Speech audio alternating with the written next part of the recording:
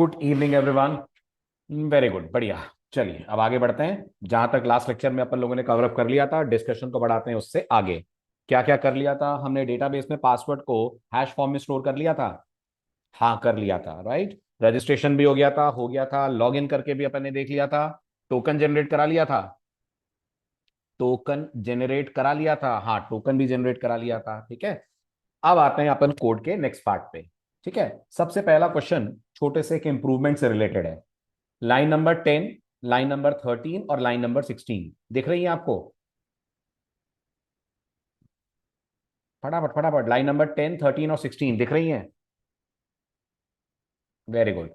क्या इनमें कुछ इंप्रूवमेंट हो सकता है, या जिस तरह से मैंने इन लाइनों को लिखा है, कोई ड्रॉबैक दिख रहा है आपको इस कोड में? इसमें इसमें इसमें कुछ प्रॉब्लम दिख रही है?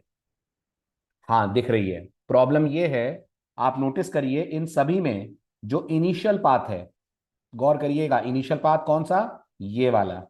क्या तीनों में इनिशियल पाथ सेम है ना? अब ये बताइए, क्या इस बात की चांसेस हैं कि फ्यूचर में हमारी एपीआई का वर्जन 1 की जगह वर्जन 2 आए?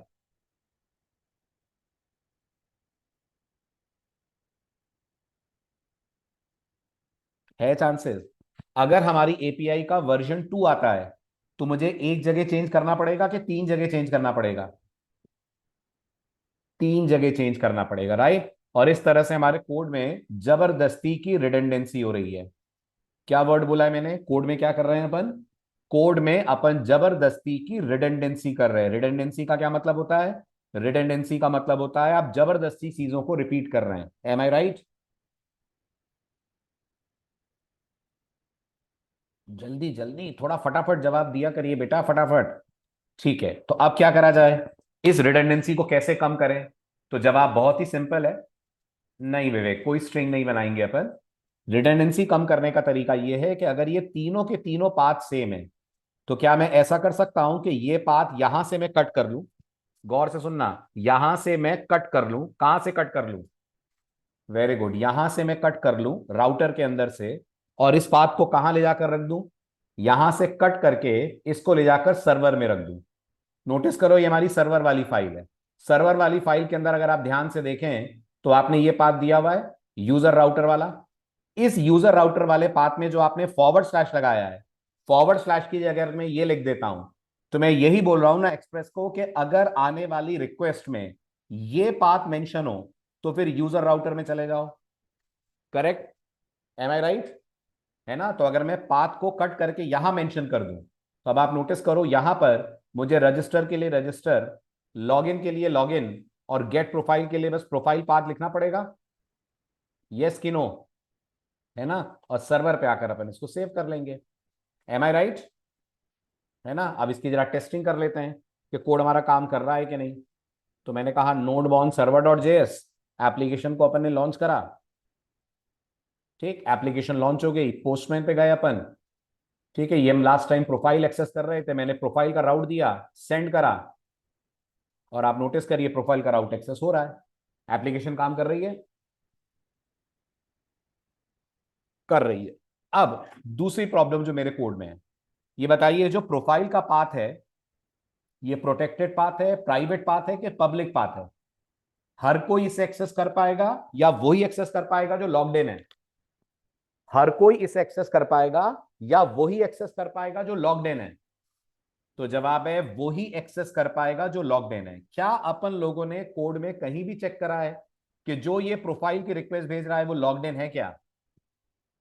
नहीं करा है ना? इसका मतलब अगला इंप्रूवमेंट जो कोड में हमें करना है, वो ये करना है कि अपन को ये देखना चाहिए कि जो रिक्वेस्ट आ रही है, रिक्वेस्ट भेजने वाला यूजर या क्लाइंट लॉग्ड इन है कि नहीं है। इसका मतलब अब हमें कोड में एक बड़ा चेंज करना पड़ेगा। और वो बड़ा चेंज क्या होगा? वो बड़ा चेंज ये होगा कि हमको एक मिडलवेयर ऐड करना चाहिए। ठीक है। क्या नाम रखेंगे हम मिडलवेयर का? हम मिडलवेयर का नाम रखेंगे is logged in.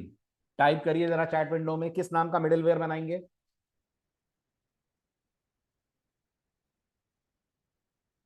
Very good विवेक, हम मिडिलवेयर बनाएंगे इज लॉग्ड इन के नाम से। बिल्कुल सही है। ये मिडिलवेयर कब चलेगा? प्रोफाइल राउट के पहले के प्रोफाइल राउट के बाद में? Very good. तो ये मिडिलवेयर चलना चाहिए प्रोफाइल राउट के पहले। इससे पहले कि हमारा गेट प्रोफाइल कंट्रोलर चले, ये मिडिलवेयर रन हो, चेक करे कि यूजर लॉग्ड इन है या नहीं है। अगर यूजर लॉग्ड इन है तो गेट प्रोफाइल को चलने दे। अगर यूजर लॉग्ड इन नहीं है तो जनरेट कर दे एरर मैसेज। सही कह रहा हूं? रिक्वेस्ट सर्वर तक आने से पहले नहीं विवेक, सर्वर पे तो रिक्वेस्ट आने के बाद ही मिडिलवेयर चलेगा ना। आपके राउट तक रिक्वेस्ट आने से पहले, इससे पहले कि आपका गेट प्रोफाइल राउट चले, ये वाला मिडिलवेयर चलना चाहिए। इसको ये देखना चाहिए कि जिसने रिक्वेस्ट भेजी है वो यूजर लॉग्ड इन है क्या। अगर लॉग्ड इन है तो उसे प्रोफाइल राउट तक जाने दे। अगर लॉग्ड इन नहीं है तो एरर मैसेज देकर रिक्वेस्ट को बीच में ही कैंसिल कर दे। सही कह रहा हूं? है ना? Very good. तो अब अपन को बनाना चाहिए एक इज लॉग्ड इन नाम का मिडिलवेयर। कहां बनाएंगे? तो आपको याद होगा अपन लोगों ने मिडिलवेयर नाम का एक फोल्डर बना रखा है। इसके अंदर चलते हैं, है ना, इसके अंदर एक नई फाइल बनाते हैं। फाइल का नाम रखते हैं is logged in dot JS. ठीक है, अभी मैं इसमें कोई वेरिफिकेशन नहीं कर रहा हूं, अभी हम सिर्फ टेस्टिंग कर रहे हैं कि क्या हमारा मिडिलवेयर कनेक्ट हो पा रहा है हमारी एप्लीकेशन से। सिर्फ इतना करके देखते हैं, एक बार कनेक्ट हो गया फिर वेरीफाई करने का काम भी कर लेंगे। तो अब मेरा अगला टास्क होगा, मैं यहां कर लिखूंगा const, okay, const is logged इन। ठीक है, ये हमारा मिडिलवेयर हो गया। ठीक है, क्योंकि मिडिलवेयर है तो इसको 3 आर्गुमेंट तो मिलने ही चाहिए, रिक्वेस्ट, रेस्पॉन्स और नेक्स्ट। Very good. ठीक है, अब सबसे पहले अपन सिर्फ इतना देख रहे हैं कि ये मिडिलवेयर हमारा चल रहा है कि नहीं चल रहा है। तो मैंने यहां पर बस इतना बोला, इज लॉग्ड इन एग्जीक्यूटेड।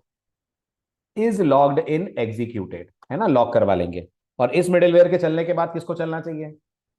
इस मिडिलवेयर के चलने के बाद हमारे राउट को चलना चाहिए। ऑफ कोर्स वो काम होना चाहिए वेरिफिकेशन करने के बाद, पर अभी नहीं, अभी के लिए तो मैं सिर्फ कनेक्टिविटी कर रहा हूं। तो मैं लिख दूंगा नेक्स्ट। नेक्स्ट लिखने से अगला मिडिलवेयर रन हो जाता है। यस, किसी भी मिडिलवेयर में नेक्स्ट लिखने से हमारा अगला मिडिलवेयर रन हो जाता है। ठीक है, फिर इसको एक्सपोर्ट भी करना पड़ेगा क्योंकि हमको इसकी जरूरत पड़ेगी इसकी फाइल के बाहर। बिल्कुल पड़ेगी, तो अपन लिख देते हैं module dot exports is equals to, और इज लॉग्ड इन को कर देते हैं इस फाइल के बाहर एक्सपोर्ट। तो ये हमारा मिडिलवेयर एक्सपोर्ट हो गया। ठीक है, कहां जरूरत पड़ेगी अपन को इसकी? अपन को इसकी जरूरत कहां पड़ेगी? अपन को इसकी जरूरत राउटर के अंदर पड़ेगी। एम आई राइट? जल्दी जल्दी बोलिए, पड़ेगी। अब मैं यहां क्या लिखूं ऐसा कोड कि हमारा मिडिलवेयर गेट प्रोफाइल राउट के पहले एग्जीक्यूट हो जाए? ऐसा क्या कोड लिखूं कि हमारा मिडिलवेयर गेट प्रोफाइल राउट के पहले एग्जीक्यूट हो जाए? क्या लिखना चाहिए मुझे? बहुत सिंपल है। अगर आपको कोई भी मिडिलवेयर अपने राउट के पहले चलाना है तो जहां पर आप राउट का गेट मेथड कॉल कर रहे हैं वहीं पे पास कर दीजिए अपने इस मिडिलवेयर का नाम। क्या नाम है आपके मिडिलवेयर का? Very good. यहां लिख देंगे हम इज लॉग्ड इन। राइट, ये हमारा मिडिलवेयर है। ठीक है, इसका नाम पास करिए। जैसे ही आप करेंगे ऑटोमेटिकली ये इंपोर्ट हो गया होगा। तो आप देख पा रहे होंगे इज लॉग्ड इन मिडिलवेयर हमारे पास आ जाना चाहिए। ये आ चुका। राइट, इज लॉग्ड इन हमारे पास अवेलेबल है और यहां पर मैंने इसको कर दिया है पास। अब अगर मैं इसको यहां पास करूंगा तो क्या ये गेट प्रोफाइल के पहले एग्जीक्यूट हो जाएगा ऐसे लिखने से? जल्दी जल्दी फटाफट, यस कि नो? बिल्कुल हो जाएगा। ठीक है, तो अपन पोस्टमैन पे चलते हैं। पोस्टमैन पे चलकर अपन रिक्वेस्ट सेंड करते हैं, है ना। रिस्पॉन्स तो अभी भी आएगा क्योंकि हमने कोई वैलिडेशन अभी नहीं करा है। लेकिन अगर हम बैकएंड पे जाकर चेक करें तो हमारा मिडिलवेयर रन होता हुआ हमें दिखना चाहिए। क्यों नहीं दिख रहा है? क्योंकि हमने फाइल को सेव नहीं करा। Let me save user router file, इसको मैं सेव करता हूं, फिर से रिक्वेस्ट सेंड करता हूं, और अब जाकर अगर हम चेक करें तो दिख रहा है इज लॉग्ड इन एग्जीक्यूटेड। बहुत बढ़िया। ठीक है, इसका मतलब कनेक्ट हो गया है, हमारा मिडिलवेयर हमारे राउट के साथ कनेक्ट हो गया है और मिडिलवेयर को हम राउट के पहले रन भी कर पा रहे हैं। अब इस मिडिलवेयर के अंदर हमें ऐड करना पड़ेगा एक्चुअल कोड, क्योंकि ये काम तो इसका है नहीं कि हम खाली कंसोल पे प्रिंट कराएं और आगे भेज दें। अब हमें इस मिडिलवेयर के अंदर करने हैं टोटल 4 काम। कितने काम करने हैं? हमें 4 काम करने हैं। सुनते चलिएगा क्या क्या 4 काम है। सबसे पहला काम, हमको इस मिडिलवेयर में टोकन फेच करना है। क्या फेच करना है? टोकन फेच करना है। कहां से फेच करना है? रिक्वेस्ट से टोकन फेच करना है। जो यूजर अपन को प्रोफाइल की रिक्वेस्ट भेजेगा उस रिक्वेस्ट के साथ टोकन भी भेजेगा। कौन सा टोकन? कौन से टोकन की बात कर रहा हूं मैं? Very good, JWT token. तो एक तो हमें यह सीखना है कि रिक्वेस्ट में से टोकन कैसे निकाला जाए। एक बार टोकन निकल गया, फिर हमको उस टोकन को वेरीफाई करना होगा। एम आई राइट? हमें उस टोकन को वेरीफाई करना होगा। बिल्कुल सही विवेक। जो हमने लॉगिन के बाद टोकन भेजा था, वो टोकन अब हर रिक्वेस्ट पे क्लाइंट की तरफ से सर्वर को भेजा जाएगा। हमें वो टोकन रिक्वेस्ट ऑब्जेक्ट में से निकालना होगा। निकालने के बाद उस टोकन को करना होगा वेरीफाई। ठीक है? वेरीफाई करने के बाद अगर चीजें सक्सेसफुल है, राइट, यानी वेरिफिकेशन सक्सेसफुल है, तो फिर हमको गौर करिएगा, यूजर ऑब्जेक्ट को पास कर देना होगा अगले पाथ को। Then pass the user object to next path. अगर आपको लग रहा है सर ये क्या लिखा आपने, ये समझ नहीं आया, तो सुनो। जब हमारा टोकन वेरीफाई हो जाएगा, तो हम चाहेंगे ना हमारा प्रोफाइल वाला पाथ एग्जीक्यूट हो, यस और नो? है ना? जब प्रोफाइल वाला पाथ एग्जीक्यूट होगा, तो उसे यूजर के ऑब्जेक्ट की जरूरत पड़ेगी, क्योंकि प्रोफाइल का काम तो यही है ना कि यूजर की डिटेल शो करे, ताकि क्लाइंट उन डिटेल्स को अपडेट कर पाए, पढ़ पाए, एडिट कर पाए। तो ये यूजर ऑब्जेक्ट अपन लोग यहां बनाकर अपने अगले प्रोफाइल वाले पाथ को पास कर देंगे। और अगर सक्सेसफुल नहीं हुआ, इफ अनसक्सेसफुल, तो हमें क्या करना चाहिए? Very good, then send the error message. और एरर मैसेज भेजते ही प्रोसेसिंग रुक जानी चाहिए। यस, एरर मैसेज भेजते ही प्रोसेसिंग रुक जानी चाहिए। ठीक है? ये कमेंट्स में जो मैंने लिखा है, अब आज हमें एक एक लाइन को कोड में कन्वर्ट करना है। पहले आप बताओ, थ्योरी समझ आ रही है आपको जो मैंने 4 लाइनें लिखी हैं? जल्दी जल्दी मुझे सबसे जवाब चाहिए। Each and every student present in the batch, be responsive. नहीं आ रहा है तो बोलिए सर नहीं हुआ क्लियर, मैं दोबारा समझाता हूं। आ रहा है तो यस बोलिए, अपन आगे बढ़ते हैं। आ रहा है, वेरी गुड, ठीक है। अब सबसे पहला काम होगा कि अपन लोग टोकन फेच कैसे करते हैं। टोकन फेच कैसे करते हैं, ये जानने के लिए अपन को ये जानना पड़ेगा कि टोकन आता कैसे है। पहले अपन देखते हैं टोकन आएगा कैसे। और टोकन आए इसके लिए क्या करना पड़ेगा? टोकन आए इसके लिए टोकन भेजना पड़ेगा। टोकन भेजोगे कैसे? जब आपके पास टोकन होगा। हमारे पास टोकन कैसे आएगा? हमारे पास टोकन आएगा लॉगिन करके, है ना? तो सबसे पहले अपन लॉगिन करते हैं एक बार दोबारा। तो मैं लॉगिन राउट पे गया। ठीक है, सुमित और सुमित.123 ये करेक्ट पासवर्ड है क्या? जल्दी जल्दी, यस यही करेक्ट पासवर्ड है, यही पासवर्ड अपन ने सेट करा है। तो मैंने सेंड कर दिया। जैसे ही मैंने सेंड करा, अपन को ये टोकन मिल गया है। Everyone please respond. अपन को ये टोकन मिल गया है, मिल गया है। अब आप सीखिए, ये टोकन अपन पोस्टमैन से कैसे सर्वर को पास करते हैं। तो मैं आपको पहले ब्राउजर में दिखा देता हूं।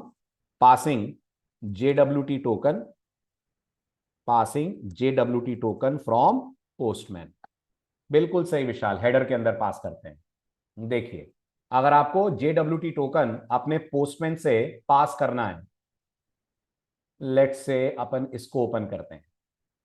ठीक है, नोटिस करिए, ये आपकी रिक्वेस्ट जाएगी। रिक्वेस्ट के अंदर अगर आप बहुत ध्यान से देख रहे हो, जस्ट अ मोमेंट, इसको क्लोज करते हैं, इसको क्लोज करते हैं।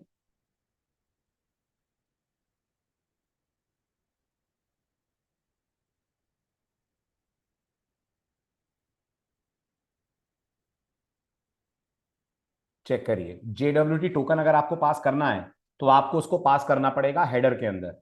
किसके अंदर पास करना पड़ेगा? हेडर के अंदर पास करना पड़ेगा। किस फॉर्म में पास करना पड़ेगा? तो जवाब है की और वैल्यू के फॉर्म में पास करना पड़ेगा। आप पढ़ पा रहे होंगे यहां पर जो की होगी, जो रिक्वेस्ट हेडर में की होगी, उस की का नाम रखा जाएगा ऑथराइजेशन। क्या नाम रखा जाएगा की का? की का नाम रखा जाएगा ऑथराइजेशन। और उसकी वैल्यू क्या होगी? उसकी वैल्यू एक स्ट्रिंग होगी, जिसमें पहला वर्ड बियरर होगा। क्या होगा पहला वर्ड? पहला वर्ड बियरर होगा, और दूसरा वर्ड पूरा टोकन होगा। ये टेंशन मत लीजिएगा सर ये यूजर को कैसे पता होगा कि उसे करना है। ये यूजर को करना ही नहीं है, ये एक्चुअल में करने वाला है ब्राउजर। जब आपकी एप्लीकेशन अपने एक्चुअल फॉर्म में आ जाएगी, तो यूजर ब्राउजर यूज करेगा ना? यस और नो? जब एक्चुअल एप्लीकेशन रन होगी, तो यूजर ब्राउजर यूज करेगा ना?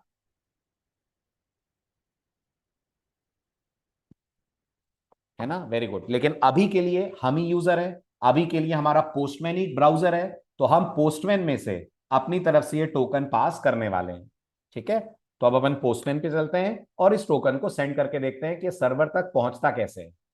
सो let's get back to Postman. Postman में अगर आप नोटिस करें, तो ऊपर आपको ऑथराइजेशन टैब दिख रहा है। Can everyone see authorization tab? तो आप प्रोफाइल में आइए, प्रोफाइल राउट पे आकर ऑथराइजेशन टैब पे क्लिक कीजिए।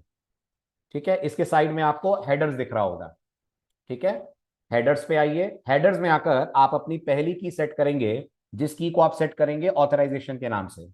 एक ओके, इतना समझ आ रहा है? और साइड में इसकी वैल्यू सेट होगी। वैल्यू में क्या क्या जाएगा? वैल्यू में दो टर्म्स जाएंगे, दो टेक्स्ट जाएगा।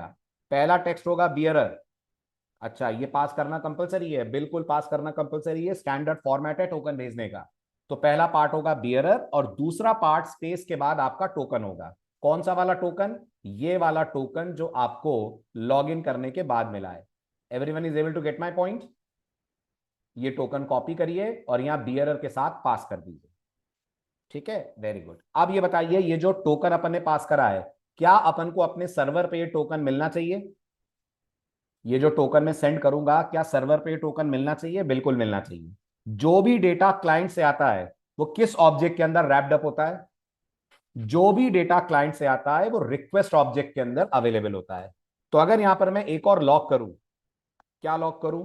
मैं रिक्वेस्ट ऑब्जेक्ट को लॉक करूं, अगर रिक्वेस्ट कॉमा REQ, है ना? और अब अगर मैं रिक्वेस्ट सेंड करूं तो मुझे यहां पर रिक्वेस्ट ऑब्जेक्ट का डेटा देखना चाहिए, हमारे कंसोल पे, हमारे टर्मिनल पे देखना चाहिए। तो अब मैं यहां से सेंड करता हूं रिक्वेस्ट।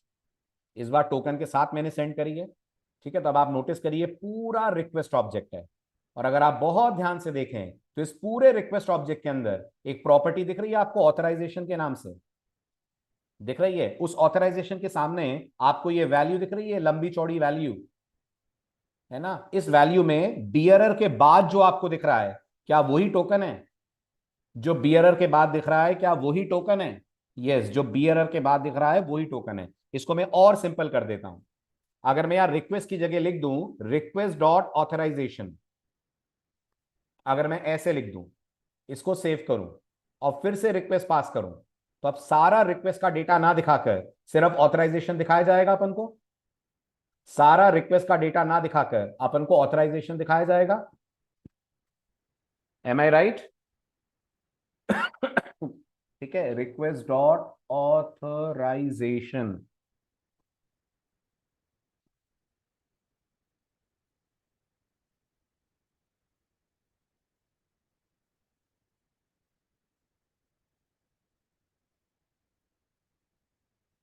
ये अपन ने डेटा पास करा,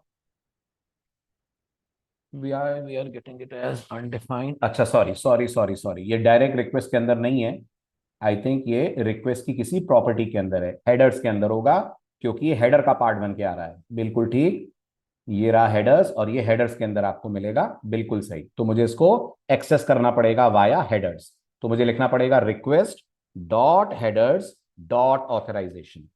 ठीक है, अब मेरे पास ये डेटा आना चाहिए। ठीक, अब अगर मैं यहां पे क्लिक करूंगा, राइट, और अगर मैं जाकर चेक करूं, अब आप नोटिस करिए मिल रहा है अपन को रिक्वेस्ट के हेडर के अंदर बियरर, और बियर के बाद हमारा पूरा का पूरा टोकन। एम आई राइट?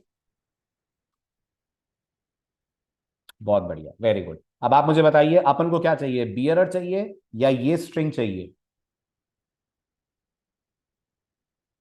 स्ट्रिंग चाहिए, और बियरर भी स्ट्रिंग है, यस और नो? मतलब ये दो वर्ड्स की एक स्ट्रिंग है ना? तो जावा स्क्रिप्ट में अगर मेरे पास एक स्ट्रिंग है गुड मॉर्निंग, ऐसा कुछ कर सकते हैं कि मुझे मॉर्निंग मिल जाए? वेरी गुड विशाल।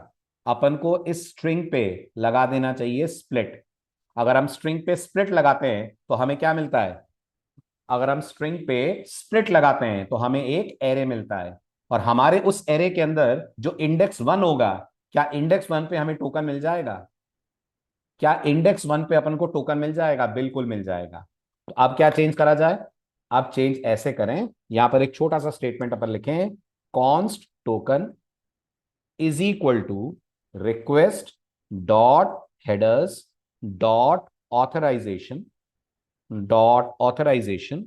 Dot split. किससे स्प्लिट करना है? तो जवाब है स्पेस से स्प्लिट करना है। जब मैं स्पेस से स्प्लिट करूंगा तो एक बियरर और एक टोकन, ये दो कंटेंट आ जाएंगे एरे के अंदर, आ जाएंगे। अपन को कौन सा वाला इंडेक्स चाहिए, 0 वाला कि 1 वाला? अपन को चाहिए 1 वाला, तो मैं यहां पे 1 लिख देता हूं। और यहां पूरा रिक्वेस्ट ऑब्जेक्ट ना प्रिंट करके अपन प्रिंट करा देते हैं सिर्फ टोकन ऑब्जेक्ट। तो यहां मैंने कह दिया टोकन, और यहाँ कंसोल डॉट लॉग में अपन टोकन को कराते हैं प्रिंट। सेव करते हैं, रिक्वेस्ट दोबारा से सेंड करते हैं और देखते हैं क्या इस बार हमको सिर्फ टोकन मिला। यस, आप देख पा रहे होंगे इस बार अपन को सिर्फ मिल गया है टोकन। आया समझ टोकन कैसे निकालते हैं, है ना? Very good. अब एक बात बताओ, क्या इस बात की संभावना है कि यूजर ये टोकन ना भेजे? I mean user logged in ना हो तो टोकन नहीं आएगा, करेक्ट? तो अगर मान लीजिए मैं ये टोकन नहीं भेजता हूं, अगर मैं इसको अनचेक कर दूंगा ना तो ये टोकन नहीं जाएगा। अगर मैं इसको अनचेक कर दूंगा तो अब ये टोकन, अब ये हेडर नहीं जाएगा। कौन सा हेडर नहीं जाएगा विवेक? ऑथराइजेशन नाम का हेडर नहीं जाएगा। ठीक है, तो क्या मेरे कोड में कोई दिक्कत आएगी? बहुत बड़ी दिक्कत आएगी। अगर ऑथराइजेशन नाम का हेडर नहीं आएगा तो मुझे इतने से क्या मिलेगा, बताओ? नहीं, इतने से एक्सेप्शन नहीं मिलेगी। मुझे इतने से तो मिलेगा अनडिफाइंड। पर अगर मैं अनडिफाइंड पे स्प्लिट कॉल करूंगा तो एक्सेप्शन आएगी? आएगी ना, देखो अभी आएगी। अभी देखो क्या होगा मेरे साथ। जैसे ही मैं सेंड करूंगा और इस बार मैंने सेंड नहीं करा है कोई भी ऑथराइजेशन टोकन, नोटिस करिए आ रहा है can not read properties of undefined split. कुछ पढ़ा था जो आपको इस एक्सेप्शन आने से बचा ले? कुछ पढ़ा था जो ये एक्सेप्शन आने से? Very good, optional चेनिंग। क्या करें ऑप्शनल चेनिंग में? यहां लगा दे क्वेश्चन मार्क और डॉट। क्वेश्चन मार्क डॉट लगा के क्या बोल रहे हो आप जेएस से? आप जेएस से ये बोल रहे हो कि अगर हमारे पास ऑथराइजेशन अवेलेबल ना हो तो क्या दे दिया जाए? अगर हमारे पास ऑथराइजेशन अवेलेबल ना हो तो अपन को दे दिया जाए अनडिफाइंड। Got it? तो यहां तक तो आपको अनडिफाइंड मिल जाएगा। अगर ये अनडिफाइंड है तो ऑब्वियस सी बात है स्प्लिट नहीं होगा तो आपको वैसे भी अनडिफाइंड मिल जाएगा। एटलीस्ट अब क्या नहीं आएगी? एटलीस्ट अब आपके कोड में नहीं आएगी एक्सेप्शन। ठीक है, और अगर अब मैं टोकन पास कर दूं, यहां से इसको ऑन कर दूं और सेंड करूं तो टोकन मिलेगा अपन को बैकएंड पे? यस, टोकन अपन को मिल जाएगा। तो ये हमारा पहला पार्ट हुआ। ये कमेंट को यहां से हटाकर यहां लिख देता हूं मैं। ये अपन ने क्या अचीव कर लिया? ये अपन ने टोकन रिक्वेस्ट से निकालना सीख लिया। Is everyone clear with this? बहुत बढ़िया। अब हमारा सेकंड पार्ट आता है। अब मैं ये कंसोल डॉट लॉग हटा रहा हूं, राइट? ठीक है, अब हमारा सेकंड पार्ट आता है टोकन को वेरीफाई करना। कैसे वेरीफाई करोगे टोकन को? टोकन को कैसे वेरीफाई करोगे? Very good. टोकन को वेरीफाई करने के लिए हम JWT ऑब्जेक्ट का वेरीफाई मेथड कॉल करते हैं। पढ़ा था अपन ने? JWT ऑब्जेक्ट का वेरीफाई मेथड कॉल करते हैं। तो पहले JWT ऑब्जेक्ट को इंपोर्ट करना पड़ेगा क्या? यस, तो सबसे पहला काम const followed by JWT JSON web token is equal to require, और रिक्वायर के बाद डबल कोट्स के अंदर आप पास करेंगे जेसन वेब टोकन। ये आपके पास JWT ऑब्जेक्ट आ गया। इस JWT ऑब्जेक्ट के पास एक मेथड अवेलेबल है जिसका नाम होता है वेरीफाई। कितने आर्गुमेंट लेता है वेरीफाई आपसे? Everyone please respond. वेरीफाई आपसे कितने आर्गुमेंट लेता है? बहुत बढ़िया, 3 लेता है। पहला आर्गुमेंट क्या होता है? पहला आर्गुमेंट टोकन होता है, तो टोकन हमारे पास है। दूसरा आर्गुमेंट क्या होता है? दूसरा आर्गुमेंट होता है वो सीक्रेट की जिसकी मदद से आपने टोकन की हैशिंग करवाई थी। हमने सीक्रेट की कहां सेट करी? कहां सेट करी है? तो हमने सीक्रेट की सेट करी है जनरेट टोकन के अंदर जाकर। जनरेट टोकन में जाकर देखे तो ये सीक्रेट की है हमारी क्या? यही हमारी सीक्रेट की है। इसको कर लीजिए कॉपी और यहां लाकर पास करिए एज सेकंड आर्गुमेंट, है ना? और इसका थर्ड आर्गुमेंट एक, जल्दी जल्दी, थर्ड आर्गुमेंट एक वेरी गुड कॉल बैक होता है। जिसमें कितने आर्गुमेंट होते हैं खुद कॉल बैक के? 2 आर्गुमेंट होते हैं, एक एरर होता है और एक डिकोडेड होता है। याद है दोनों वर्ड्स? एक एरर होता है और एक डिकोडेड होता है, राइट? अगर कोई प्रॉब्लम गई तो एरर में क्या आएगा? अगर कोई प्रॉब्लम गई तो एरर में एरर आएगी, राइट? और अगर प्रॉब्लम नहीं गई तो डिकोडेड में क्या आएगा? अगर प्रॉब्लम नहीं गई तो डिकोडेड में पेलोड आएगा। क्या मैं सही कह रहा हूं? अगर प्रॉब्लम नहीं गई तो डिकोडेड में पेलोड आएगा। हाँ, डेटा मतलब पेलोड, समझ रहे हैं? डेटा मतलब पेलोड, जो आपने भेजा था उस टोकन में वो ही पूरा पूरा पेलोड आपको वापस मिल जाएगा। ठीक है, तो अब अगर मैं इस पेलोड को प्रिंट करना चाहूं तो मैं कर सकता हूं क्या इसको print? By writing D coded comma D coded कर सकता हूं इसको प्रिंट, है ना? बहुत बढ़िया। चलिए पहले इतना करके देखते हैं। ठीक है, क्या अपन टोकन भेज रहे हैं? क्या अपन टोकन भेज रहे हैं? Very good. हमारी सीक्रेट की भी सही है। हाँ, हमारी सीक्रेट की भी सही है। तो अगर अब मैं इसको रन करके कंसोल चेक करूं, नोटिस करिए ये आपका पेलोड है। आपको याद है आपने अपने पेलोड में यूजर की आईडी भेजी थी? भेजी थी। इसके अलावा दो टाइम स्टैम्प गए थे, टोकन कब इशू हुआ और टोकन कब एक्सपायर होगा। ये पूरा पेलोड आपको अवेलेबल हो गया है। सही कह रहा हूं? Very good. अच्छा, और एरर में क्या होगा? अगर मैं एरर ऑब्जेक्ट को प्रिंट कराऊं और यहाँ ईआरआर को चेक करूं, ठीक है, और अगर मैं इसको सेंड करूं वापस से रिक्वेस्ट, ठीक, और अब अगर मैं चेक करूं तो एरर नल होगा ना विवेक, क्योंकि हमारा वेरिफिकेशन पास हो गया इसलिए एरर नल है। एम आई राइट? Very good. और अगर मैं टोकन नहीं भेजता हूं, ये मैंने टोकन नहीं भेजा, ऑथराइजेशन को अनचेक कर दिया, सेंड करा, इसका मतलब यूजर लॉग्ड इन नहीं है। करेक्ट? टोकन नहीं जा रहा है मतलब यूजर लॉग्ड इन नहीं है। करेक्ट है ना? Very good. अब यहां आकर अगर हम चेक करते हैं तो नोटिस करिए ये एरर की डिटेल आ रही है, JWT मस्ट बी प्रोवाइडेड और डीकोडेड अनडिफाइंड है। तो ये तो तय हो गया कि या तो एरर में नल आएगा तो डीकोडेड में ऑब्जेक्ट आएगा, या डीकोडेड में अनडिफाइंड आएगा तो एरर में ऑब्जेक्ट आएगा। सही है? इससे पता लग जाएगा कि वेरिफिकेशन पास हुआ या नहीं हुआ। Is everyone able to understand this? बहुत बढ़िया। तो अब बताइए यहां मुझे क्या लिखना चाहिए? ये लॉग वॉक तो कराना नहीं है अपन को, क्या करना चाहिए अब मुझे यहाँ पर इंप्रूवमेंट? जल्दी से, अब मुझे यहाँ क्या इंप्रूवमेंट करना चाहिए? तो अब मुझे सबसे पहले लगाना चाहिए एक इफ। शाबाश विवेक। मुझे चेक करना चाहिए क्या एरर आ रही है। अगर एरर आ रही है तो क्या करा जाए? अगर एरर आ रही है तो यहां से एरर मैसेज रिटर्न कर दें और रिक्वेस्ट प्रोसेसिंग को रोक दिया जाए, है ना? तो वो कैसे करें? वो कैसे करें?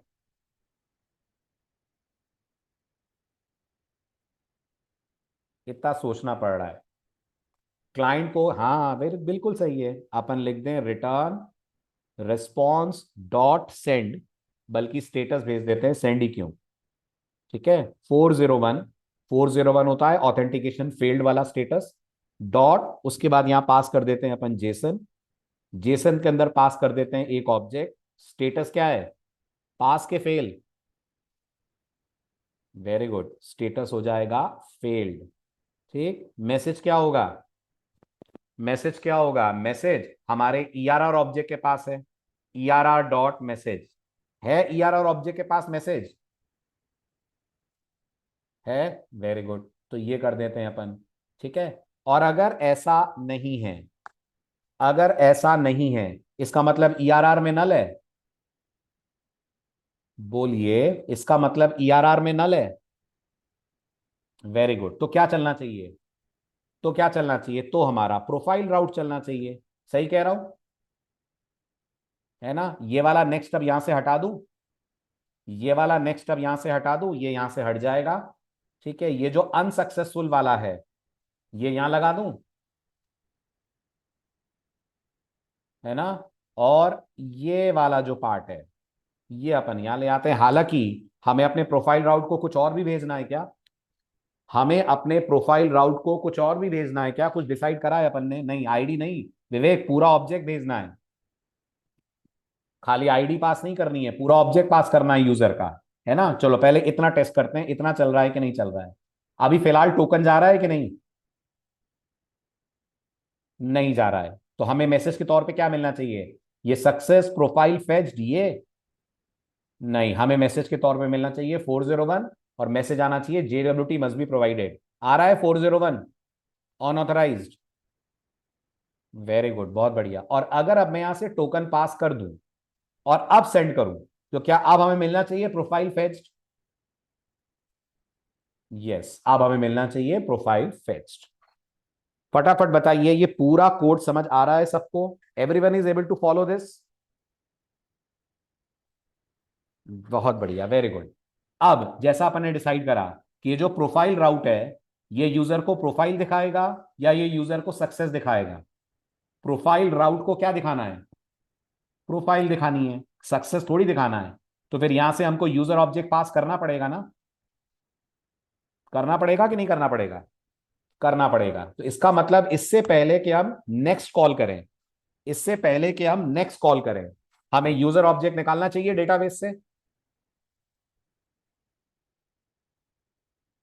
जल्दी जल्दी बोलो बच्चे फटाफट। डेटाबेस से यूजर ऑब्जेक्ट निकालना चाहिए अपन को। यस, निकालना चाहिए। वो कैसे निकलेगा? कैसे निकालते हैं अपन मोंगो डीबी के डेटाबेस से कोई डेटा? कौन सा मेथड कॉल करते हैं? Very good. फाइंड वन नहीं, find by ID. Find by ID करते हैं, है ना? Very good. Find by ID. Find one से क्या होता है विवेक? फाइंड वन से तो पहला ऑब्जेक्ट मिल जाएगा तुम्हें। तुम्हें पहला वाला चाहिए या वो चाहिए जिसकी तुम्हारे पास आईडी है? जिसकी हमारे पास आईडी है। पर आईडी कहां है? आईडी किधर है? आईडी कहां है? वेरी गुड विवेक, आईडी बैठी है डिकोडेड के अंदर। अगर आपने नहीं दिया हो ध्यान तो देखो, ये जो डिकोडेड ऑब्जेक्ट है इसके अंदर एक यूजर ऑब्जेक्ट है। यस और नो है? उस यूजर ऑब्जेक्ट के अंदर एक आईडी है, दिख रही है? Very good. तो सबसे पहले अपन आईडी निकालते हैं। तो const ID is equal to decoded question mark dot user question mark dot ID. क्या इससे आईडी आ जाएगी? बिल्कुल आ जाएगी। Very good. अब वो कोड लिख कर दीजिए मुझे जो डेटाबेस से इस आईडी वाले ऑब्जेक्ट को फेच करके लाए। लिखो जरा वो कोड जो मोंगो डीबी डेटाबेस से कम्युनिकेट करे, इस आईडी वाले ऑब्जेक्ट का डेटा फेच करके ले आए, इस आईडी वाले यूजर ऑब्जेक्ट को फेच करके ले आए।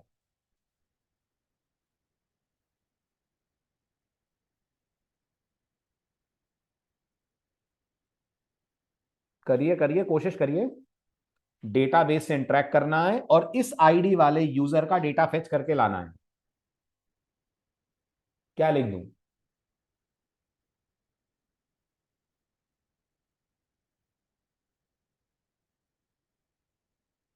बिल्कुल ठीक, बिल्कुल ठीक। ठीक है, थोड़ी सी गड़बड़ हो रही है। ये यूजर कौन है विवेक? ये यूजर हमारा मॉडल है ना? तो पहले यूजर मॉडल चाहिएगा अपन को। यस, तो सबसे पहले अपन टॉप पे चले और यूजर मॉडल को इंपोर्ट करें। So const user is equals to require. ठीक है, और ये कहां से आएगा? ये कहां से आएगा? तो जवाब है ये मॉडल से आएगा। Models forward slash users forward slash user. ये हमारे पास आ गया यूजर मॉडल। अब ये जो यूजर मॉडल है, इस यूजर मॉडल के पास एक मेथड होता है जिसका नाम होता है फाइंड बाय आईडी। ओके, तो अब मैं क्या लिखूंगा? अब मैं यहां पर लिखूंगा user dot find by ID. दिख रहा है find by ID? Very good. क्या पास करूंगा इसको? क्या पास करूंगा इसको? इसको मैं पास करूंगा आईडी, है ना? इसको यूजर आईडी कर देते हैं, थोड़ा पढ़ने में आपके लिए सेंसिबल हो जाएगा। इसको हम पास कर देंगे यूजर आईडी। ठीक है, तो ये मैंने इसको यूजर आईडी पास कर दी। ठीक, अब ये बताइए मेरे को रिटर्न कर देगा यूजर ऑब्जेक्ट? यस और नो? क्या ये मेरे को रिटर्न कर देगा यूजर ऑब्जेक्ट? यस और नो? बिल्कुल कर देगा। बट अब दो दिक्कतें हैं मेरे इस कोड के अंदर। पहली दिक्कत, क्या हम डेटाबेस से बात कर रहे हैं? बात कर रहे हैं। अगर डेटाबेस से बात कर रहे हैं तो ये एसिंक्रोनस प्रोसेस है, तो इसके साथ लगना चाहिए अवेट। और अगर यहां अवेट लगेगा तो आएगी एरर, क्योंकि अवेट वहीं लग सकता है जहां क्या लगाओ, जहां एसिंक लगाओ। तो अब मुझे एसिंक कहां लगाना चाहिए? कहां लगाऊं, कहां लगाऊं, कहां लगाऊं? कहां लगाऊं? इज लॉग्ड इन के साथ लगाऊं? कहां लगाऊं एसिंक?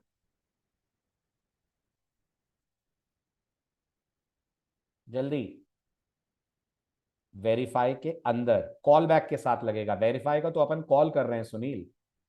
अपन एसिंक वहां लगाते हैं ना जहां मेथड डिफाइन करते हैं। तो वेरीफाई में जो हमने कॉल बैक दिया हुआ है, ये वाला जो कॉल बैक है, क्या इसी के अंदर आप डेटाबेस से बात कर रहे हो? क्या इसी कॉल बैक में डेटाबेस कम्युनिकेशन हो रहा है? यस। तो यहां पर लगेगा एसिंक। बहुत सारे स्टूडेंट्स गलती से इसको इज लॉग्ड इन पे लगा देते हैं, जिसका कोई असर नहीं पड़ेगा। इज लॉग्ड इन डेटाबेस से बात नहीं कर रहा है, डेटाबेस से बात आपका ये कॉल बैक कर रहा है, इसलिए कॉल बैक पे लगेगा एसिंक। समझ आया? जल्दी जल्दी फटाफट, समझ आया? Very good. अब एक और बात ध्यान से सुनना। आपको इस यूजर ऑब्जेक्ट की कुछ फील्ड्स की जरूरत बहुत सारे जगहों पर आपके प्रोजेक्ट में पड़ेगी। सुनना मेरी बात बहुत ध्यान से। ये जो यूजर ऑब्जेक्ट है ना, आपने तो फिलहाल इसको इसलिए डेटाबेस से निकाला ना कि आप इसको प्रोफाइल में भेजेंगे। क्या कहते हो? है ना? लेकिन इस यूजर ऑब्जेक्ट की जरूरत प्रोफाइल के अलावा और भी बहुत जगह पड़ेगी। जैसे ये जो प्रोफाइल वाला काम खत्म करने के बाद हमारा अगला टास्क होगा, हम लोग कैटेगरीज क्रिएट करेंगे। याद है आपको? आपके चार मॉडल में से एक मॉडल कैटेगरी भी है। है ना। Very good. तो ये जो कैटेगरी है, जब ये क्रिएट होगी, कैटेगरी का मतलब याद है ना, कैटेगरी मतलब पोस्ट किस कैटेगरी को बिलोंग कर रही है। तो जब भी कैटेगरी का ऑब्जेक्ट क्रिएट होगा, उसमें एक तो कैटेगरी का टाइटल होगा, और एक किस यूजर ने इस पोस्ट को बनाया है उसकी आईडी भी होगी। तो हमको ये जो आईडी है ना, या ये जो यूजर ऑब्जेक्ट है ना, ये बहुत जगह चाहिए, और सारी डिटेल हर जगह नहीं चाहिए। तो मैं क्या कर रहा हूं, मैं छोटा सा एक चेंज कर रहा हूं। मैं इस यूजर ऑब्जेक्ट में कुछ सेलेक्टेड डेटा सेट कर रहा हूं। अभी आप मानते हो सारी 15-20 फील्ड जो आपने अपने डेटाबेस में रखी हैं, वो सब इस यूजर ऑब्जेक्ट में आ गई हैं। एक्सपायरी भी आ गई है, लास्ट लॉग्ड इन भी आ गया है, सब कुछ आ गया है, पोस्ट भी आ गए हैं, सब आ गए हैं। अगर आपको लगता है कि आपको ये पूरा यूजर ऑब्जेक्ट हर जगह नहीं चाहिए, इसकी कुछ सेलेक्टेड फील्ड चाहिए, तो अपन यहां पर एक और मेथड कॉल कर लेंगे, जिसका नाम होता है सेलेक्ट। क्या नाम होता है मेथड का? मेथड का नाम होता है सेलेक्ट, राइट। और सेलेक्ट मेथड के साथ हम क्या कॉल करेंगे? आप बता दीजिए आपको क्या क्या कॉलम्स, क्या क्या फील्ड अपने इस यूजर ऑब्जेक्ट में चाहिए। तो एक तो मेरे को इस यूजर ऑब्जेक्ट के अंदर यूजर का नाम चाहिए, तो हम यहां पे पास कर देंगे डबल कोट्स के अंदर यूजर नेम।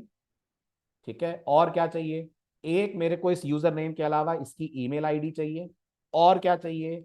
इसका रोल चाहिए, और इसकी आईडी चाहिए। है ना। अभी ज्यादा सोचिएगा मत कि सर यही चार क्यों। अभी बस इतना समझ लीजिए, मुझे इन चारों की जरूरत ऑलमोस्ट हर राउट के अंदर पड़ने वाली है। तो मैंने इन चारों को निकालकर डाल दिया है यूजर ऑब्जेक्ट में। तो अब मुझे जल्दी से बताइए इस यूजर ऑब्जेक्ट में क्या क्या होगा? सारा डेटा या सिर्फ चार फील्ड? वेरी गुड, सिर्फ चार फील्ड होंगी। ठीक है, बहुत बढ़िया। ठीक है, तो अगर मैं इस यूजर ऑब्जेक्ट को यहां पर डिस्प्ले करूं, यहां लॉक करूं इस यूजर ऑब्जेक्ट को, यूजर कॉमा यूजर, है ना। ठीक। और अब अपन अगर रिक्वेस्ट पास करें, let us see on the console हमें क्या मिल रहा है। तो अब आप देखिए, आपको आईडी मिल रही है, आपको यूजर नेम मिल रहा है, ईमेल मिल रहा है, और इसका रोल मिल रहा है। क्लियर? जल्दी बोलो, क्लियर? यस कि no? Clear, very good.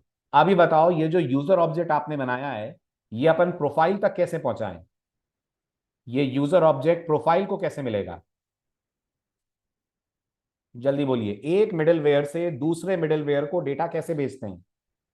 Send से भेजते हैं। नहीं विवेक, गलत। एक मिडिलवेयर से दूसरे मिडिलवेयर को डेटा रिक्वेस्ट ऑब्जेक्ट के अंदर ऐड करके भेजते हैं। नहीं विशाल, यूज से नहीं भेजते हैं। क्या ये रिक्वेस्ट ऑब्जेक्ट प्रोफाइल के पास भी जाएगा? यस कि नो? क्या ये रिक्वेस्ट ऑब्जेक्ट प्रोफाइल के पास भी जाएगा? जाएगा। तो अगर मैं इस रिक्वेस्ट ऑब्जेक्ट के अंदर कुछ भी ऐड कर दूं, जैसे अभी आपको समझाने के लिए सिर्फ एक छोटा सा एग्जांपल दे रहा हूं, request dot message happy Diwali. ठीक है, ये मैसेज मैंने ऐड करा। ठीक है, फिलहाल मैं इसको कमेंट आउट कर रहा हूं क्योंकि अब अपन को यूजर ऑब्जेक्ट नहीं चाहिए। और अगर मैं यहां आऊं अपने कंट्रोलर में, और कंट्रोलर में आकर अगर मैं लॉग करूं, और लॉग में लिखूं रिसीव्ड, क्या रिसीव्ड? Request dot message. तो क्या मेरे को ये हैप्पी दिवाली का मैसेज मिलेगा?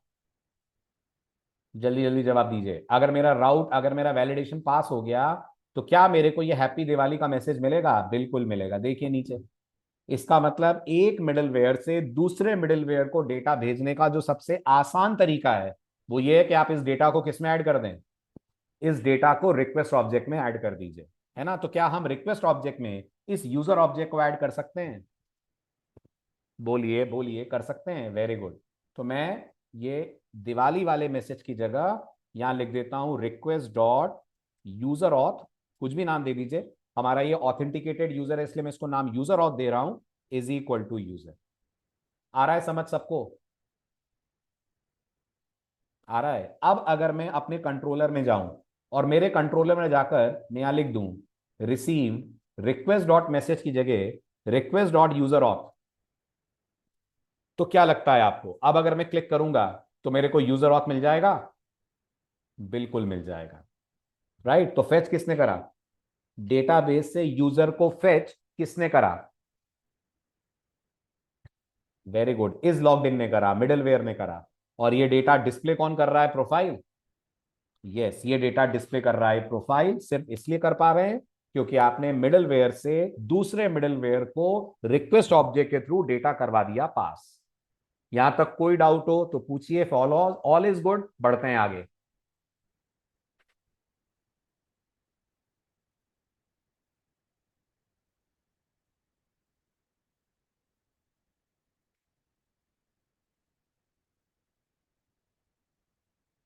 आ रहा है समझ? यहां तक फॉलो कर पा रहे हैं आप सब? Everyone is able to get this? Very good, बहुत बढ़िया। ठीक है, अब ये बताइए, ये आ गए अपन यूजर प्रोफाइल के अंदर। यूजर प्रोफाइल में आपको फाइनली क्लाइंट को ये यूजर ऑब्जेक्ट भेजना है ना? Very good. ये वाला यूजर ऑब्जेक्ट या सारी डिटेल्स वाला यूजर ऑब्जेक्ट? ये वाला यूजर ऑब्जेक्ट या सारी डिटेल्स वाला यूजर ऑब्जेक्ट? तो जवाब है सारी डिटेल्स वाला, ये वाला नहीं विवेक। ये वाला तो मुझे और बाकी जगहों पर हेल्प करेगा, बट जो मुझे एंड यूजर को प्रोफाइल दिखानी है उसमें तो सारी डिटेल दिखानी है ना। यस और नो? है ना? जब मैं अपनी प्रोफाइल देखूंगा तो मुझे अपने अकाउंट की सारी सेटिंग्स दिखती है ना। डीपी भी दिखती है, मेरी ईमेल आईडी भी दिखती है, मेरे बाकी डिटेल्स भी दिखते हैं, फोन नंबर भी दिखता है, एड्रेस भी दिखता है प्रोफाइल में। है ना? तो वही मैं कह रहा हूं आपको। तो अब इसका मतलब मुझे यहां आकर गेट प्रोफाइल में आकर डेटाबेस से बात करनी चाहिए और कंप्लीट यूजर ऑब्जेक्ट निकाल लेना चाहिए। सही बोल रहा हूं? Very good. तो अब डेटाबेस से यहां बात कैसे करी जाए कि मुझे कंप्लीट यूजर ऑब्जेक्ट मिल जाए? ट्राई ट्राई के अंदर करेंगे बात? यस कि नो? यस, ट्राई के अंदर करेंगे। ठीक है, क्या लिखूं? कोड बोलिए, क्या लिखूं?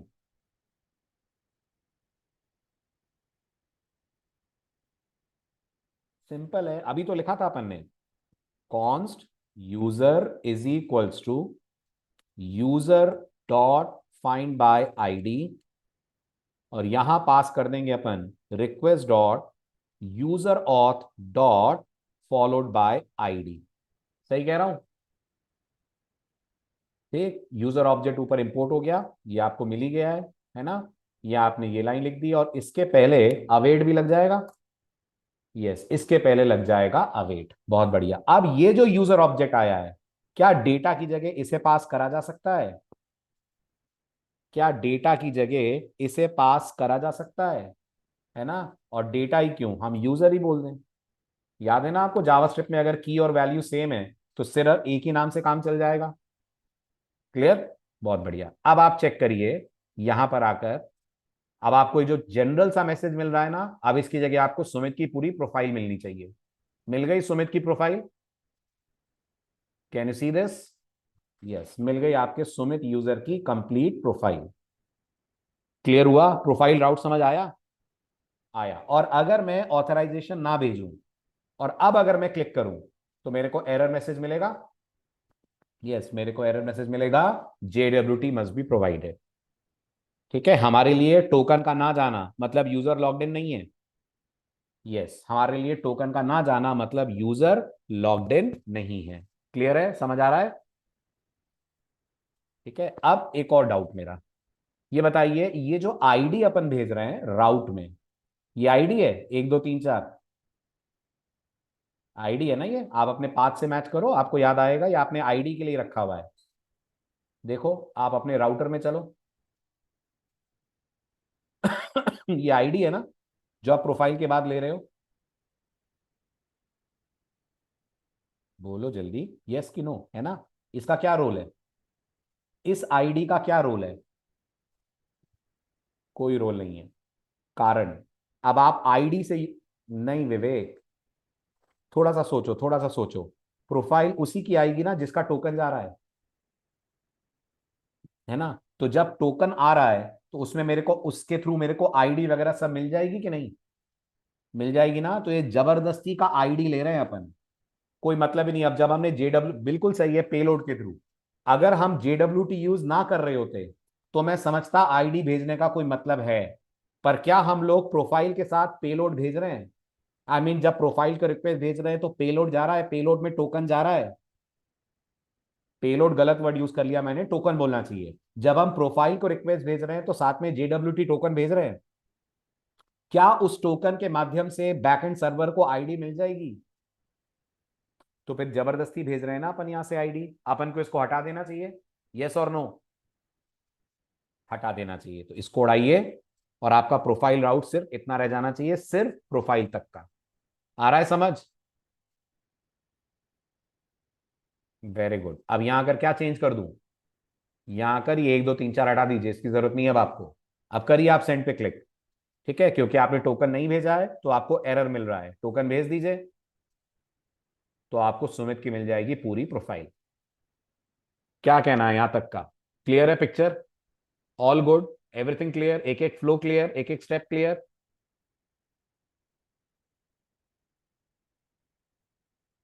बहुत बढ़िया। चलिए अब आते हैं अपन प्रोजेक्ट में अगले पार्ट पे, और अगला पार्ट है एरर हैंडलिंग को प्रोफेशनल करना। आपके प्रोजेक्ट्स में आप एरर हैंडल कर रहे हैं? अपने कोड में एरर्स को हैंडल कर रहे हो? हाँ कर रहे हैं। लेकिन आप नोटिस करिए हमारे एरर हैंडलिंग में क्या दिक्कत है। आप बहुत ध्यान से देखेंगे तो आपको नजर आएगा, आप जगह जगह ये एरर हैंडलिंग का मैसेज भेज रहे हैं ना। देखिए ये आप कौन से राउट में भेज रहे हैं, प्रोफाइल राउट में आप ये कैच लिख रहे हैं। देखते चलना ध्यान से, प्रोफाइल राउट के अंदर का कैच और लॉगिन राउट के अंदर का कैच और रजिस्ट्रेशन राउट के अंदर का कैच, आपको नहीं लगता ये सब सेम है? सब में कोड एक ही जैसा लिखा हुआ है, आपने लिखा हुआ है ना। तो प्रोफेशनली हम लोग ऐसे एरर हैंडलिंग नहीं करते हैं। तो फिर कैसे करते हैं? प्रोफेशनली एरर हैंडलिंग करने के लिए हम एक कॉन्सेप्ट यूज करते हैं बैकएंड पे, और उसको बोलते हैं ग्लोबल एरर हैंडलर। क्या बोलते हैं? क्या पढ़ने जा रहे हैं अपन अब? बोलिए बोलिए बोलिए, क्या नाम सुना? Global error handler. We are going to discuss this. ठीक है, ये नॉर्मली आप जब बैकएंड पढ़ा होगा तो शायद आपको नहीं बताया गया होगा। दिस इज समथिंग जो बहुत पावरफुल फीचर है एक्सप्रेस का, जिसके थ्रू आप एरर हैंडलर कुछ ऐसे बनाएंगे कि एरर हैंडल करने का कोड जगह जगह ना लिखकर, कहां पर लिखेंगे? जगह जगह कोड ना लिखकर एरर हैंडलिंग करने का कोड लिखेंगे अपन सिर्फ एक सिंगल जगह पर। Got it? तो हमारे प्रोजेक्ट में कहीं भी एरर आएगी तो वो जो हमने एरर हैंडलर बनाया होगा ना, वो एरर हैंडलर रन हो जाएगा। Everyone is able to understand this? है ना? ठीक है। एक और दिक्कत है आपके कोड में, एक और दिक्कत है आपके कोड में, दिखाता हूं मैं। आप सब HTTP के स्टेटस कोड से फेमिलियर हैं? आप सब HTTP के स्टेटस कोड से फेमिलियर हैं? है ना? Very good. अब आप देखिए आपके कोड में क्या दिक्कत आ रही है। अगर मैं रजिस्टर करता हूं, ध्यान से देखना, और रजिस्टर करते वक्त मैं मान लीजिए ईमेल आईडी और पासवर्ड पास नहीं करता हूं, सिर्फ पास करता हूं यूजर नेम। क्या पास करता हूं जी? रवि पास करा मैंने, सिर्फ यूजर नेम पास करा। डेटा पूरा भेज रहा हूं कि डेटा इनकम्प्लीट है? डेटा इनकम्प्लीट है ना? एरर आएगी? जल्दी जल्दी बोलिए, एरर आएगी? आनी चाहिए, बिल्कुल आएगी। कॉन्फिडेंस क्यों नहीं है विवेक? आनी क्या चाहिए? एरर आएगी। लेकिन गड़बड़ देखो क्या हो रही है। आप रिस्पॉन्स के तौर पे स्टेटस कोड क्या भेज रहे हो? 200। तो आपको नहीं लगता ये 200 और ये मैसेज ये एक दूसरे के बिल्कुल ऑपोजिट है? अगर 200 है तो इसका मतलब सब कुछ बढ़िया है, तो फिर ये एरर क्यों आ रही है? और अगर एरर आ रही है तो फिर 200 क्यों आ रहा है? ये सारी दिक्कतों को कौन दूर करेगा? ये सारी दिक्कतों को दूर करेगा ग्लोबल एरर हैंडलर। समझ आया जो पढ़ने जा रहे हैं वो क्यों पढ़ने जा रहे हैं? उसके दो फायदे हैं। पहला फायदा क्या है बताओ? पहला फायदा यह है कि हमारे कोड की लेंथ रिड्यूस हो जाएगी। हम सारी एरर हैंडलिंग हर जगह ना कर कर एक सिंगल जगह पर एरर को हैंडल करेंगे। Everyone is able to get this? दूसरा फायदा, हमारा जो 200 का स्टेटस कोड है ना, अब वो नहीं आएगा। ये तभी आएगा जब क्या होगा? ये तभी आएगा जब रिस्पॉन्स सक्सेसफुल का होगा। अदरवाइज अगर रिस्पॉन्स एरर का है तो फिर हम लोग एरर कोड भिजवाएंगे 500। Okay clear?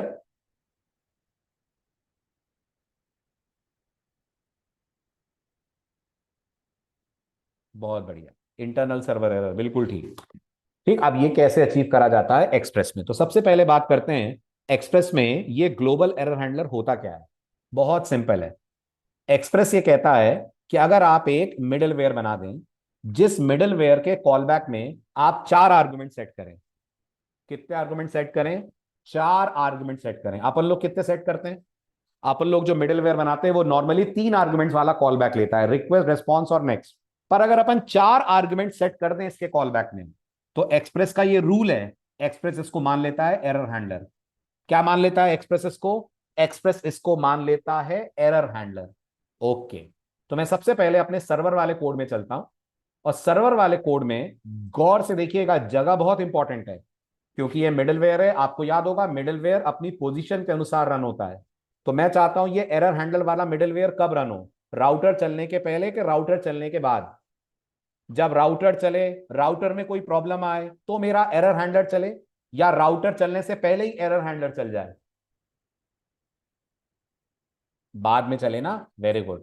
तो मुझे यहां लिखना चाहिए ऐप डॉट यूज, है ना, यहां देना चाहिए कॉल बैक। कितने आर्गुमेंट वाला कॉल बैक? 4 आर्गुमेंट वाला कॉल बैक। इसमें से एक हो जाएगा हमारा एरर, एक हो जाएगा रिक्वेस्ट, एक हो जाएगा रिस्पॉन्स, और एक हो जाएगा नेक्स्ट। आ रहा है समझ सबको? ये जो मैंने करा है समझ आ रहा है क्या हुआ है ये? Very good. ये अपन ने सेटअप करा है क्या? सेटअप दी ग्लोबल एरर हैंडलर। ये अपन ने ग्लोबल एरर हैंडलर सेट कर दिया है। आ रहा है समझ ग्लोबल एरर हैंडलर? बहुत बढ़िया, वेरी गुड। अब ये जो एरर है, इसी के अंदर एरर की डिटेल्स होंगी क्या? यस, ये जो एरर है ना, इसी के पास एरर की डिटेल्स होंगी। ठीक है, और क्या इस मिडलवेयर के पास रिस्पॉन्स ऑब्जेक्ट अवेलेबल है? बिल्कुल है। तो अगर मैं इस मिडलवेयर से कह दूं रिस्पॉन्स डॉट स्टेटस, यहां से भेज दूं 500, फिर उसके बाद डॉट लगा के यहां से भेज दूं जेसन, और जेसन के अंदर एक ऑब्जेक्ट भेज दूं, ऑब्जेक्ट में भेज दूं स्टेटस, और स्टेटस में भेज दूं फेल्ड, तो आप मुझे बताइए कुछ काम बनेगा? कुछ हमारा एरर मैसेज थोड़ा सा सिस्टमैटिक होगा? होगा ना, वेरी गुड वेरी गुड। अब अगर आप चाहते हैं कि ये वाला मिडिलवेयर चले, चाहते हैं अपन ये मिडिलवेयर रन हो, यस डेफिनेटली, तो आप अपने कंट्रोलर में जाइए, और आपके कंट्रोलर में जितने कैच लगे हैं, हर कैच के अंदर नेक्स्ट डाल दीजिए। क्या डाल दीजिए? हर कैच के अंदर नेक्स्ट डाल दीजिए, और नेक्स्ट में पास कर दीजिए कौन सा ऑब्जेक्ट? नेक्स्ट में पास कर दीजिए ये एरर ऑब्जेक्ट। हालांकि आपको याद होगा आपने नेक्स्ट बनाया नहीं है, तो आपको पहले नेक्स्ट बनाना भी पड़ेगा, यहां पर बनाना पड़ेगा। यस, आपको हर एक में एक नेक्स्ट आर्ग्यूमेंट बढ़ाना पड़ेगा।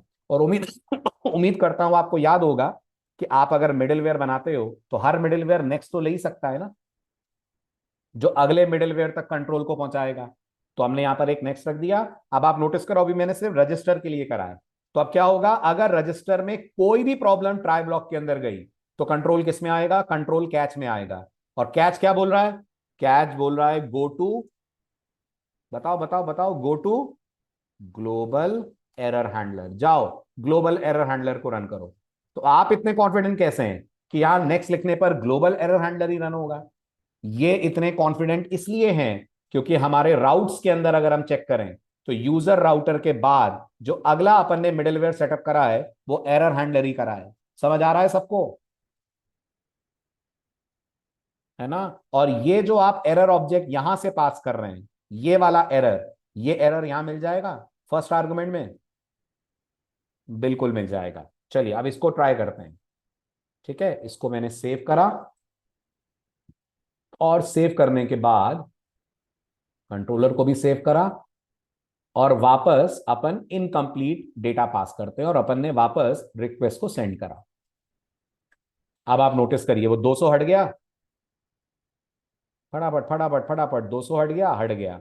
स्टेटस फेल्ड आ रहा है, स्टेटस फेल्ड आ रहा है, यस फेल्ड आ रहा है। लेकिन लेकिन अपन को खाली स्टेटस चाहिए कि मैसेज भी चाहिए? प्रॉब्लम क्या आई ये भी तो चाहिए। अच्छा, क्या मैसेज अपन को यहाँ कंसोल पे दिख रहा है? दिख रहा है, वेरी गुड। तो यहां आकर क्या कर दिया जाए? यहां आकर क्या कर दिया जाए? Very good. जैसे अपन ने फेल्ड सेटअप करा है, ऐसे मैसेज सेटअप कर सकते हैं।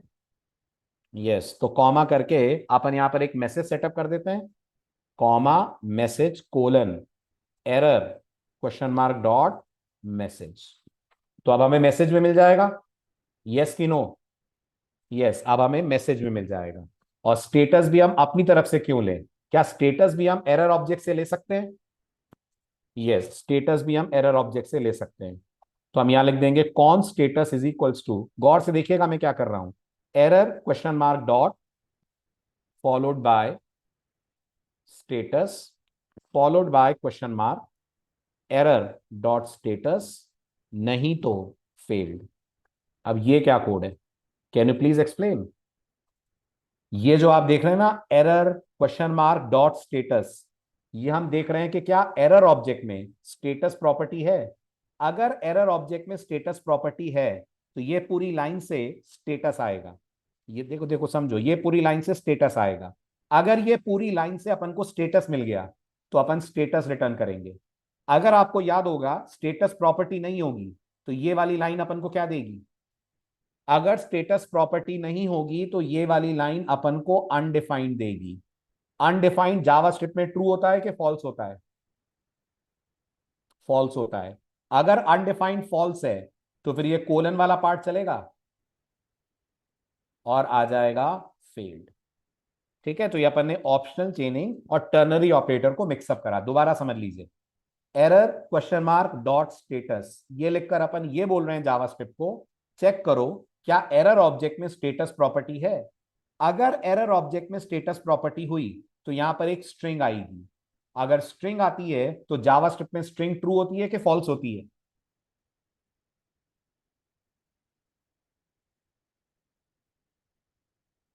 ट्रू होती है ना? अगर स्ट्रिंग ट्रू होती है तो फिर अपन को ये मिलेगा, ये।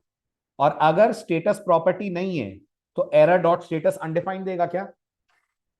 यस, अगर स्टेटस प्रॉपर्टी नहीं है तो एरर डॉट स्टेटस अनडिफाइंड देगा। अनडिफाइंड ट्रू होता है कि फॉल्स होता है? तो जवाब है फॉल्स होता है। तो आपका कोड ये फेल्ड उठा लेगा और आपके स्टेटस के तौर पे फेल्ड वाला मैसेज चला जाएगा। आ रहा है समझ जो मैं चेंज कर रहा हूं? Everyone is able to get this, है ना? आप चेक करिए क्या मैसेज मिलता है। आप क्लिक करिए तो आपको फेल्ड मिल रहा है मैसेज के तौर पे, और यहां एक्चुअल मैसेज मिल रहा है इलीगल आर्गुमेंट अनडिफाइंड स्ट्रिंग। आ रहा है समझ? Very good. अब ये जो चेंज अपन ने रजिस्टर में करा है, क्या ये चेंज सब जगह करना है? मैं इस चेंज की बात कर रहा हूं, ये वाला। यस, अब ये आपको हर जगह करना है। लॉगिन में आइए, लॉगिन में आकर यहां नेक्स्ट लगा दीजिए और यहां क्या लिख दीजिए, ये सब हटाइए, इसकी जगह लिख दीजिए अगेन नेक्स्ट एरर। आइए प्रोफाइल में, प्रोफाइल में आकर यहां लिखिए कॉमा करके नेक्स्ट, राइट? पहुंचिए इधर। अब ये कंसोल लॉग को भी मैं कमेंट आउट कर देता हूं, और यहां जहां आपने इतना लंबा चौड़ा मैसेज डाला हुआ है वहां डाल दीजिए नेक्स्ट एरर। क्या कहते हैं, समझ आया सबको? ग्रेट। अब आ जाइए अपने कोड में वापस। ठीक है, चेक करिए किस किस पे आपको क्या रिस्पॉन्स मिल रहा है। तो फिलहाल हम रजिस्टर कर रहे हैं, सेंड करा मैंने इलीगल आर्ग्यूमेंट। ठीक है, अगर मैं रजिस्टर करता हूं user name colon Sumit comma email colon, हाँ जी करली ब्रेस, ईमेल कोलन sumit@gmail.com। ठीक है, और सुमित का पासवर्ड कोलन sumit:123। ठीक है, ये यूजर ऑलरेडी रजिस्टर्ड है, ये यूजर आपके डेटाबेस में ऑलरेडी है।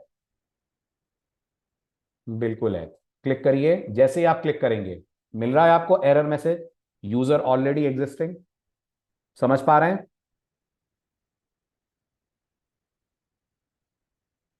Very good.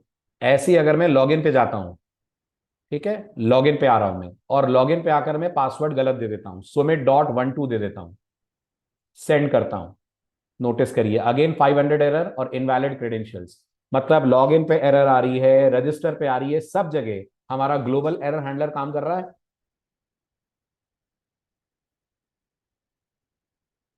बिल्कुल कर रहा है। ऐसे ही अगर हम प्रोफाइल राउट पे जाते हैं, ऑथराइजेशन नहीं भेज रहा हूं, सेंड कर देता हूं।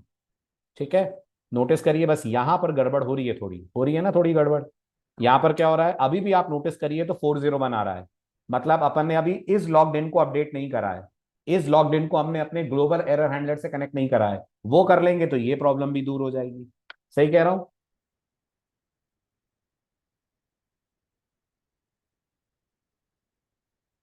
वेरी गुड, बहुत बढ़िया। तो अगले लेक्चर में यही करने वाले हैं और एक लेवल और ऊपर चलेंगे। अभी इस कोड में और इंप्रूवमेंट होगा। जैसे आपने हर जगह ट्राई कैच लगाया है, आपने हर जगह ट्राई कैच लगाया हुआ है, यस लगाया हुआ है। अब अगले लेक्चर में यानी कल अपन बात करेंगे कोई ट्राई कैच ना लगे फिर भी एरर हैंडलिंग हो जाए, जिसके लिए हमको एक्सप्रेस ने एक पैकेज दिया है। अपन उस पैकेज को अगर यूज कर लें तो विदाउट यूजिंग ट्राई कैच हम हैंडल कर लेंगे हमारे कोड में आने वाली एक्सेप्शन। पैकेज का नाम है एक्सप्रेस एसिंक हैंडलर। क्या नाम है पैकेज का? तो कल के लेक्चर में हम जो पैकेज पढ़ेंगे, it is called express async handler. एक ऐसा पैकेज जो आपको मल्टीपल ट्राई कैच लगाने से बचा देगा। अभी आप नोटिस करिए, एरर हैंडलिंग एक जगह हो रही है, ट्राई कैच 3 जगह लगे हैं। जल्दी जल्दी फटाफट, वेरी गुड, ट्राई कैच 3 जगह लगे हैं। अब आपके ट्राई कैच हट जाएंगे और हम एक सिंगल पॉइंट पे आकर एरर्स को करेंगे हैंडल। क्लियर, समझ आया? Very good. प्रोजेक्ट का पूरा फ्लो समझते रहिएगा। अफरोज सर कभी भी बीच में आप लोगों का इंटरव्यू ले लेंगे, तैयार रहिएगा। अब हो गए ना आपकी दिवाली वाली की छुट्टियां सारी, है ना? कभी भी आपको एक मेल मिलेगा, उस मेल पे फिर आपको इंटरव्यू के लिए अपीयर होना पड़ेगा, जो हमारा डमी इंटरव्यू होगा, जो साथ साथ में ये चेक करता चलेगा कि आप प्रोजेक्ट को कितना फॉलो कर पा रहे हैं। और जितना मैंने कराया है सबने कर लिया है, उतना वर्किंग मॉडल में है आपके पास प्रोजेक्ट, है ना? और सबसे टिपिकल यूजर वाला ही पार्ट है। अगर ये आपने अच्छे से समझ लिया ना तो कैटेगरी पोस्ट सब इजी है। बैकएंड बहुत इजी है, सिर्फ डिफिकल्ट वाला पार्ट मैंने पहले ले लिया है, और डिफिकल्ट वाला पार्ट हमारा यूजर वाला ही पार्ट है। ठीक, चलिए मिलते हैं कल same time. Bye bye, take care.